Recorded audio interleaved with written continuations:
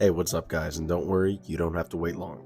Today we will be continuing our lore dive on Ghazghkull Uruk Thraka. We left off with Ghazghkull resetting his eyes for Armageddon, kicking off the Third Armageddon War. This would for sure be no easy task, seeing as the Imperium after the Second War for Armageddon overhauled all of their defenses. Instead of actually going and taking to the battlefield, Ghazghkull would decide to be a little more cunning. Where he last met his defeat, instead of taking his forces on the ground, he would choose to drop space hulks on top of the Hive City. Although this would wreak a heavy toll for the Imperium, they wouldn't just stand idly by. The Imperium would counterattack by using tactical space marines and rapid strikes. Still, the Orcs would persist, and with the newly acquired teleporter technology that Ghazghkull had constructed, the Orcs would send forces in tow to wreak havoc behind and in enemy lines. Despite the war tactics implemented by both sides, this would create an endless attrition between the two forces. Orcs outside of Ghazghkull's Wa were drawn like moth to the flame, and the Imperium would reinforce their troops by sending planetary populations worth of militants. The Imperium even decided to create a 1,000 light-year recruitment zone established around Armageddon, on top of which they tripled the tithe for the Imperial Guard. As the battle would keep going and raging on, Ghazghkull would eventually feel a pressure behind his adamantium plate.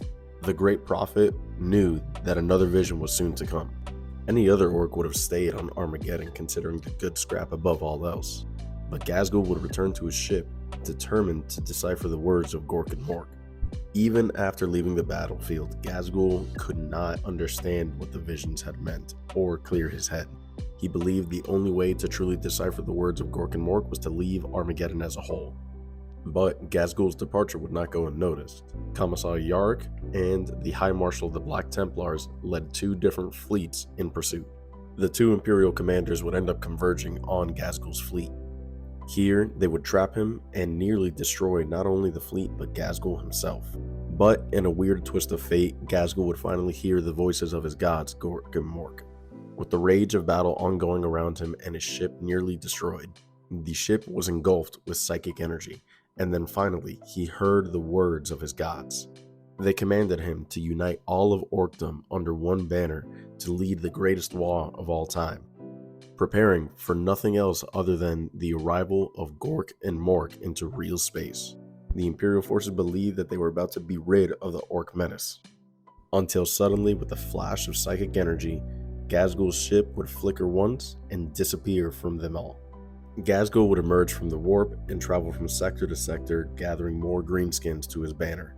And fast forward into the era Indomitus, Ghazghkull would find himself with 5 million fellow greenskins faced off against the Imperial forces yet again, as well as the Space Wolves chapter.